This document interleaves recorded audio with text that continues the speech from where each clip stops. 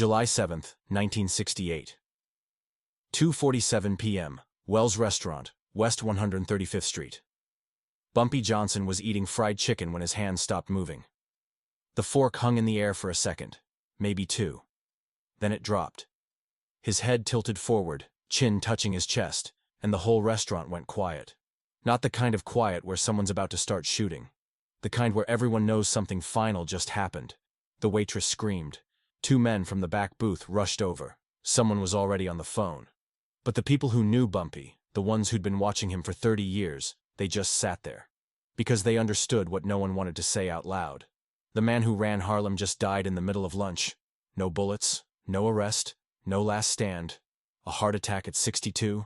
The kind of death that should have come to a dentist or a school teacher. Not to the man who'd survived gang wars, federal prison, and 3 decades of people trying to kill him. But that's what happened. Ellsworth Bumpy Johnson collapsed over fried chicken and never got back up. By 3:15 p.m., the ambulance was gone. By 4 word was moving through the streets. By nightfall, every player in Harlem's underground was making calculations they'd never had to make before. Because Bumpy wasn't just a boss. He was the structure. For 30 years, nothing major happened in Harlem without Bumpy's permission, or at least his awareness. He didn't run everything, that's not how it worked. But he knew everyone. The numbers runners, the policy bankers, the dealers, the cops who looked the other way, the politicians who needed campaign cash, the store owners who paid for protection they never talked about. Bumpy was the man in the middle, the one who decided when fights ended, the one who told the Italian families from downtown they could come this far and no further. People called him a gangster. That was true. But incomplete. Bumpy Johnson was infrastructure, and infrastructure doesn't transfer. You can't inherit a network built on 40 years of favors, threats, compromises, and saved lives. You can't inherit a reputation. When the man dies, the system dies with him. Frank Lucas understood this faster than anyone else. Lucas had been with Bumpy for more than a decade. Started as a driver, then a collector. Then someone Bumpy trusted with real work. By the mid-60s, Lucas was one of the few people allowed in the room when decisions got made. He watched how Bumpy talked to the Italians, how he handled cops, how he made someone feel protected and threatened at the same time. Lucas learned. But he never tried to be Bumpy. The night Bumpy died, Lucas didn't make a move. He went home, sat in his apartment in the Bronx, didn't take calls, didn't meet with anyone, just sat there, thinking. Some people later said he was grieving, maybe, but more likely, he was calculating. Because Lucas knew something the others didn't.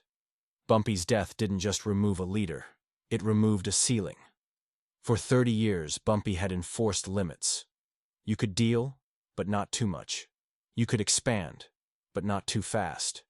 You could make money, but you had to share. And most importantly, you didn't bypass the Italians on supply. The heroin came through the Corsicans in Marseille, through the Sicilians in New York, and into Harlem at a markup that made millionaires out of middlemen. Bumpy accepted that system because he was part of it.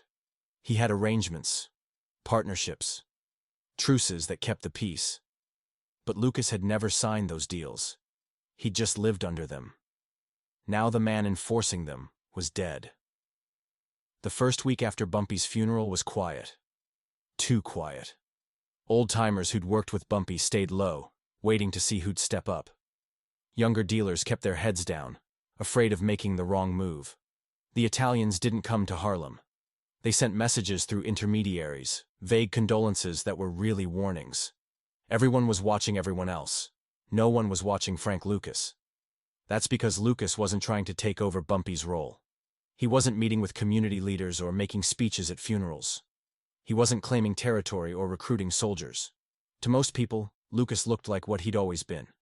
A lieutenant without a general. Dangerous, maybe, but not a threat to the structure. What they didn't see was that Lucas had already decided the structure was obsolete. Bumpy's power came from controlling Harlem. Lucas wanted to control the supply. Bumpy mediated between factions. Lucas wanted to eliminate factions. Bumpy worked within a system inherited from an older generation.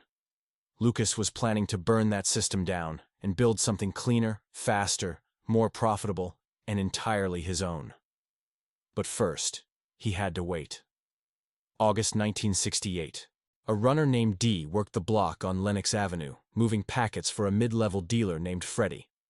Freddie had worked under Bumpy's umbrella for years, paying up the chain, respecting boundaries. After Bumpy died, Freddie tried to keep things the same. Same suppliers, same prices, same respect for the old rules. One night, D didn't come back from a run. Freddie sent 2 guys to check on him. They found D sitting on a stoop, smoking. No packages, no money, just sitting there. "Where's the product?" one of them asked. D looked up. "Sold it." "Where's the money?" "Spent it." They pulled him into an alley. Freddie came down himself. He wasn't violent by nature, but he couldn't let this slide. He slapped D hard enough to drop him, then stood over him, waiting for fear. But D just laughed. "You think it matters?" D said. "Bumpy's dead. Freddie, you're nobody. The Italians don't care about you. Cops don't care about you. And I sure as hell don't." Freddie didn't kill D. He should have. But he didn't. He let him walk. And word spread fast. A dealer let a runner disrespect him and did nothing. Within 2 weeks, Freddie was out. Not pushed out. Just irrelevant. That's what Harlem looked like in the fall of 1968. The old authority dissolved like sugar in water. No violence. No drama. Just people realizing that the man who'd enforced consequences was gone, and nobody had replaced him. The Italians saw the same thing. They'd been buying peace with Bumpy for decades, paying him tribute to avoid open war. Now there was no one to pay. Some of the families thought about moving in. But the French connection was falling apart. Federal agents were closing in on the Corsican pipeline in Marseille. Heroin was getting harder to move, more expensive, riskier. Harlem was a mess, and nobody wanted to fight over a mess, so they pulled back. And they stopped watching. That's when Lucas moved. He didn't announce it. He didn't take over blocks or storefronts. He just started talking to people. Quiet conversations. Guys who used to run product for Bumpy. Guys who had military connections. Guys who knew how to move things across borders. Lucas wasn't recruiting muscle. He was building logistics. One of the guys he talked to was a cousin who'd served in Vietnam. They met in a bar in the Bronx, late at night, no one else around. Lucas asked him a simple question. "Can you get something out of Southeast Asia?" The cousin looked at him. "Depends what it is. Heroin, pure. Bypass the Italians. Bypass everyone." The cousin didn't laugh. He thought about it. Then he nodded. "Yeah, I know people, but it's risky. Everything's risky," Lucas said. "But the guys making real money aren't taking risks in Harlem. They're taking risks at the source." That conversation didn't produce immediate results, but it planted a seed. Over the next few months, Lucas had more conversations like it. With pilots. With customs guys. With soldiers rotating back from the war. He didn't rush. He didn't push. He just gathered pieces. By the end of 1968, nothing in Harlem looked different. The same dealers worked the same corners. The same money moved through the same channels. But underneath, the foundation had cracked.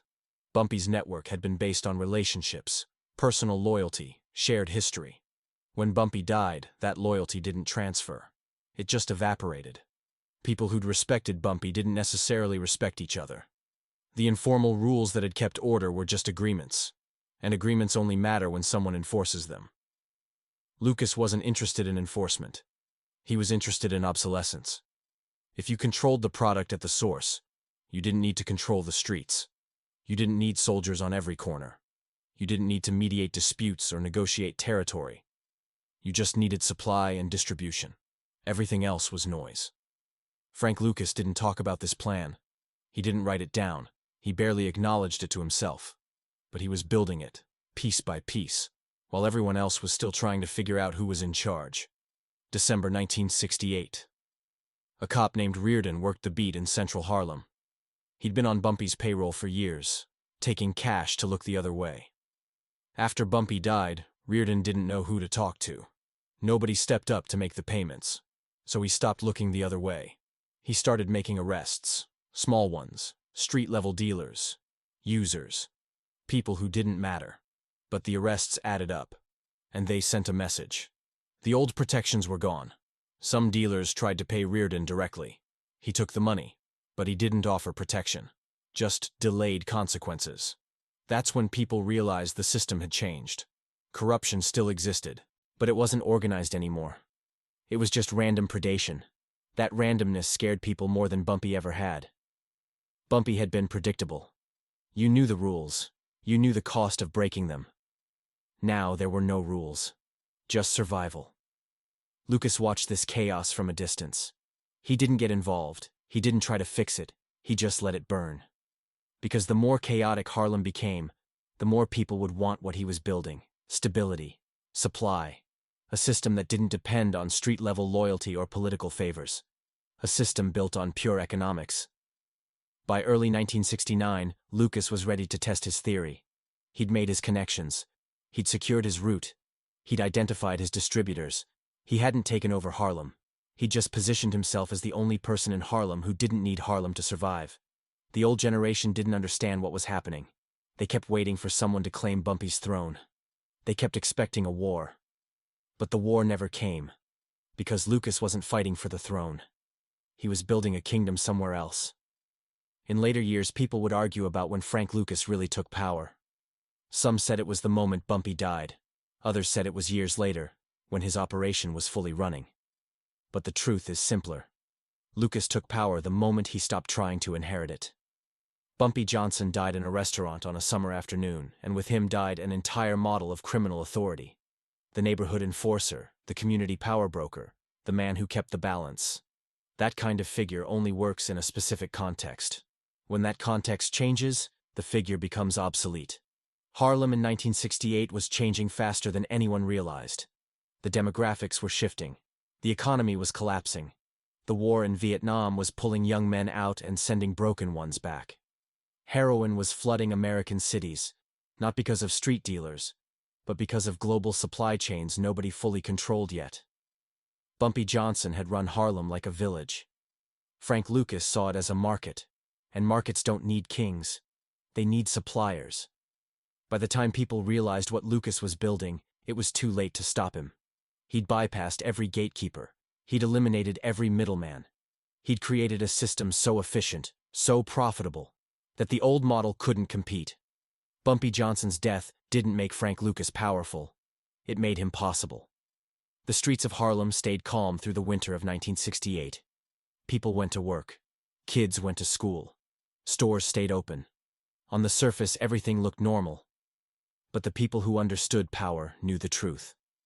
The king was dead, and no one was coming to replace him. Because the age of kings was over. What came next wasn't a throne. It was an empire.